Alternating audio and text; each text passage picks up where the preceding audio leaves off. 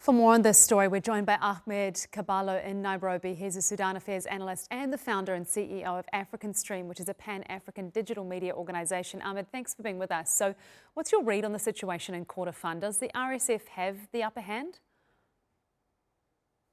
It does, and it also shows that these negotiations that it went into, which were led by the US, they didn't go into it with good faith because they unilaterally declared that they would create a humanitarian ceasefire, that they wouldn't advance.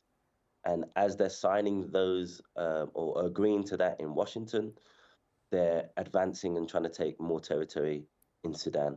Now, as your previous reporter mentioned, Babanousa is very strategically important. It not only helps them consolidate their control of West Kordofan, but it also helps them consolidate their control of Darfur. So it means that the Al Fasher regions and the other regions that have recently been taken over by the RSF are very unlikely to be taken back by the Sudanese army unless there is an attempt, a serious attempt by international players and mediators to stop the arms routes towards the RSF.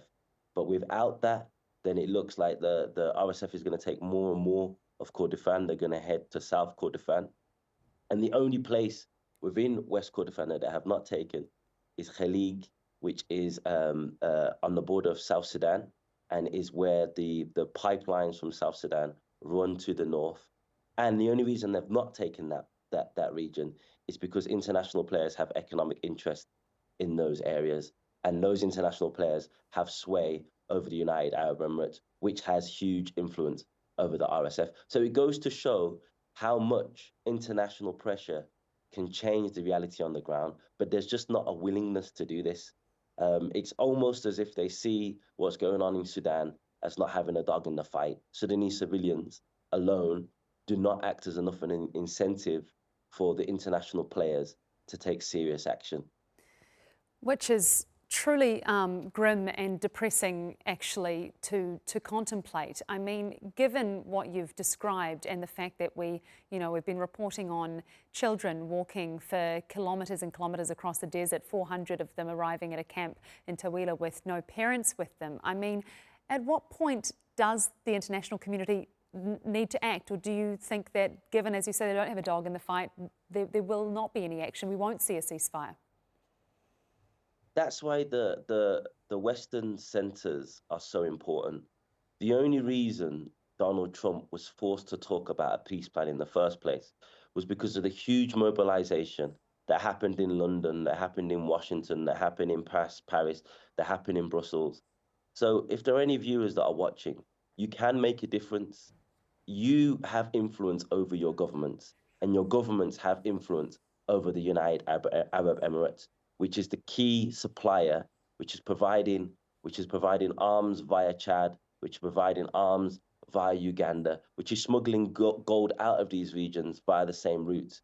You have huge pressure on these Western powers, which have huge influence on the UAE. There's nothing that we can do directly towards the UAE to get them to change their actions, but we can do something to influence the European Union, to influence the United States, to influence the Quad, the United Kingdom, and so on, to put pressure on the UAE to stop this. Because the only way that this mercenary group is able to take huge swaths of land and control huge swaths of land is because they're constantly being resupplied, constantly being rearmed, constantly being provided with logistical support from international powers.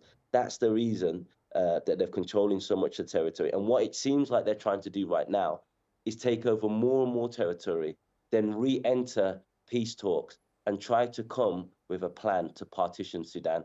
Now, for the people of Umdurman and Khartoum, that means they'll be under Sudanese army control. That means they'll have access to education. But the people of Kordofan and Darfur, that means they're under the control of an entity that's been accused of genocide, that's accused of holding sex dungeons, of sexual abuse, of looting people's homes, of recruiting child soldiers. So we can't accept the partition of our country because the part that will be controlled by the RSF will be nothing but misery and disaster for the civilians there. Ahmed Kaballo, Sudan Affairs Analyst and founder and CEO of African Stream, thanks so much for your analysis. Thank you for having me.